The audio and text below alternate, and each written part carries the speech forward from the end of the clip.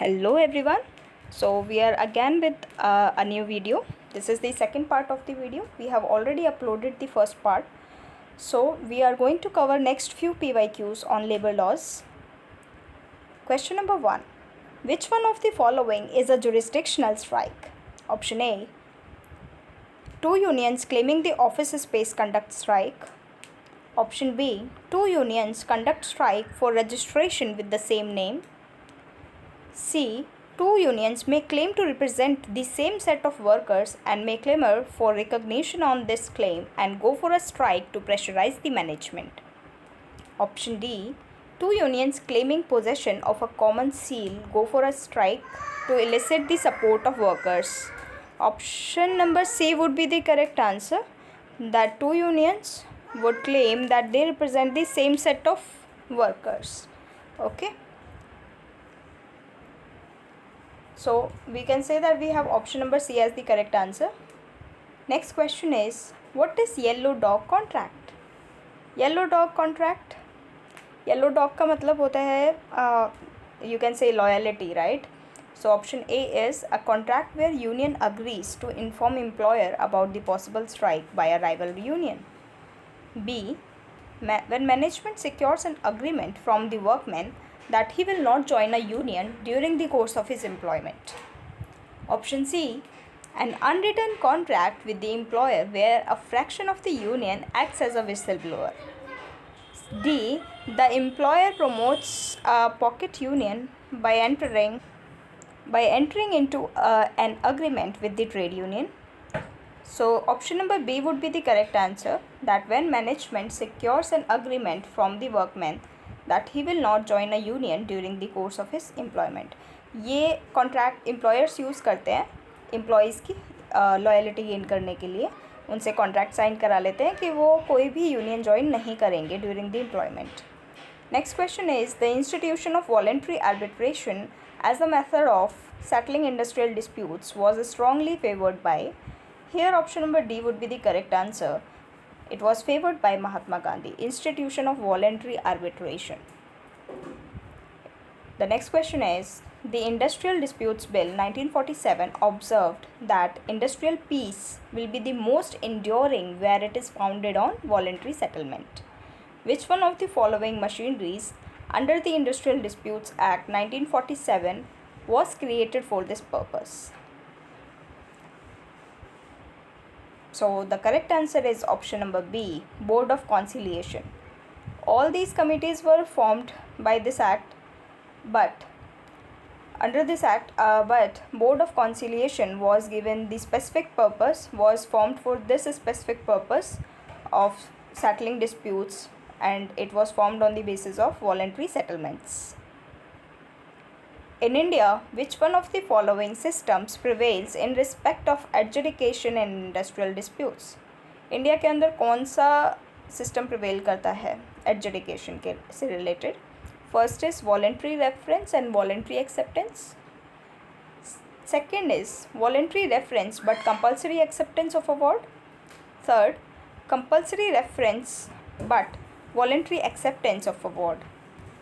D, discretionary reference but compulsory acceptance of award. Option number D would be the correct answer. Discretionary reference हो सकता है but award जो होगा वो compulsory accept करना पड़ेगा. दैट मीन्स एडजुडिकेशन के अंदर अवार्ड बाइंडिंग होता है, फाइनल होता है, right? In India which one of the following bodies was created particularly to focus on social and labor issues arising out of the economic reforms in 1991. Economic reforms 1991 की वजह से जो भी social and labor issues होंगे उनको address करने के लिए कौन सी बॉडी बनाई गई? It was Special Tripartite Committee. So option number C would be the correct answer. Which one of the following was not recommended by the second National Commission on Labor? So first of all we would highlight this word, not recommended. So labor management relations law consolidating the relevant laws be enacted. It was recommended. Next option is go slow and work to rule be regarded as misconducts. It was recommended. C. Strike ballot for public utility services. Option number D. All the three methods of union recognition, namely membership verification, secret ballot, and check-off, be the basis for choosing a bargaining agent. So that means option number D would be the correct answer, right? We have to look at these national commissions, at least these commissions which you have already read in PYQs. We need to look at them. If an aggrieved employee is not satisfied with the proceedings of the inquiry, he may ask for a de novo inquiry. De novo means a new or fresh inquiry. In case of a disciplinary action, the principles of natural justice have given rise to which of the following procedural safeguards? A. Charge sheet. B. Punishment without inquiry. Principle of natural justice यहाँ तो नहीं होगा. Option number C. Disproportionate punishment, यहाँ भी नहीं होगा. Option नंबर डी. First information report. What is charge sheet and what is first information report? Charge sheet में सारे एलिगेशंस लिखे जाते हैं, right? And in first information report it is a document in which the crime which has been committed is written, right? So basically the correct answer would be option number A, charge sheet. Audi alteram partem is associated with. Audi alteram partem का मतलब होता है listen to the other party, right? And it is associated with disciplinary action. It is associated with legal proceedings, or you can say fair hearing. Okay. Under the provisions of Trade Union Act 1926, what is the maximum time period for which the members of the executive and other office bearer of trade union shall be elected? Maximum time बताना है जिसके लिए members of executive और other office bearers जो होते हैं वो elect किए जाते हैं. So the correct answer would be maximum of 3 years. Under the provisions of Trade Union Act 1926, what is the minimum amount of subscription that can be fixed for the members of Trade Union of Rural Workers? Rural workers के लिए fix किया जाता है minimum amount 1 rupee per annum. Okay, members बनने के लिए of a trade union. आप ये देख रहे हैं कि Trade Union Act 1926 कितनी बार आ चुका है questions में. That means it is important. Again, we have the same question. Under the provisions of Trade Union Act 1926, ordinarily, what is the minimum age a person should have attained to become a member of registered trade union? Minimum कितनी as होनी चाहिए trade union act का member बनने के लिए? 15 years.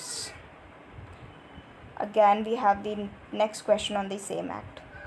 Under the provisions of the Trade Union Act 1926, what is the minimum number of members engaged in the establishment as workmen required for registration of a trade union? ये question repeat हुआ है, right? एक same question पहले भी हमने पढ़ा है जिसका आंसर था 7 मेंबर्स होने चाहिए किसी भी ट्रेड यूनियन को रजिस्टर करने के लिए at least. Which one of the following is the correct sequence of establishment of a trade union federation in India starting with the earliest? इसमें आपको करेक्ट क्रोनोलॉजिकल ऑर्डर बताना है कि जो ये ट्रेड यूनियन फेडरेशंस हैं कौन सा सबसे पहले बना उसके बाद कौन सा बना, इस तरीके से from earliest to latest. So here we have the option number B as the correct answer. AITUC 1920 में फॉर्म हुआ with its members as Lala Lajpat Rai, Diwan Chaman Lal, N.M. Joshi. INTUC, Indian National Trade Union Congress, it was formed in 1947. HMS, Hind Mazdoor Sabha, formed in 1948. BMS, Bharatiya Mazdoor Sabha, formed in 1955.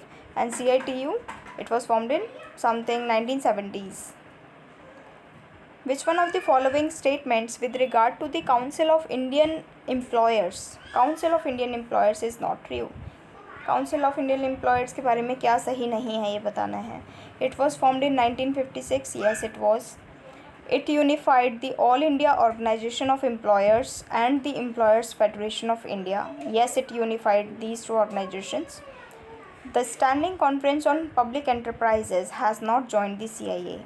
No, it's not correct because SCOPE has joined the CIE in 1970s. Okay, so the Standing Conference on Public Enterprises has joined CIA in 1970s. Option D, the AIOE and EFI still retain their identity while sending equal number of representatives to the CIA. Yes, all these organizations send equal numbers of representatives. So the correct answer would be option number C. Next question is, under the provisions of the Industrial Disputes Act 1947, the average pay for a monthly paid workman means the average of the industrial disputes act 1947 के according average पे of a monthly paid workman क्या होगा?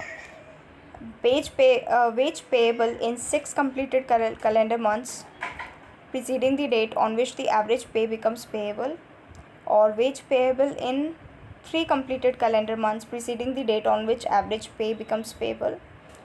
Next option is 4 completed months, and then last option is 12 completed months. The correct answer would be option number B, 3 completed months.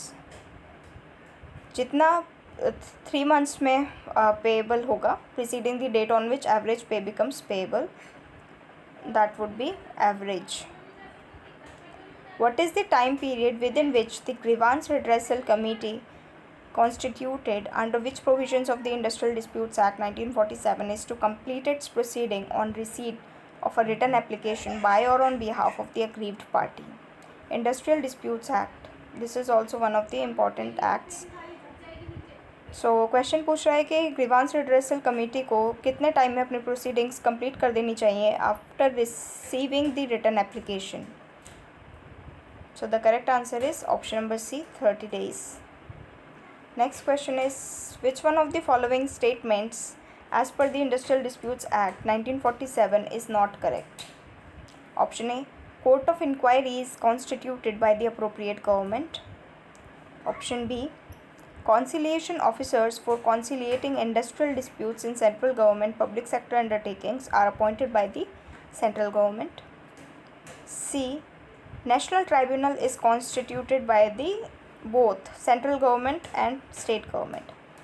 This is not correct. National tribunal, why it will be constituted by state governments? National tribunals will be constituted by central government, right? Last option को भी read कर लेते हैं. A board of conciliation consists of a chairman and 2 or 4 members as the appropriate government thinks fit. Yes, all of these options are correct except option number C. Okay, so that's all for today. Thank you so much people for watching. I hope that you all would like this session. Thank you. Bye bye.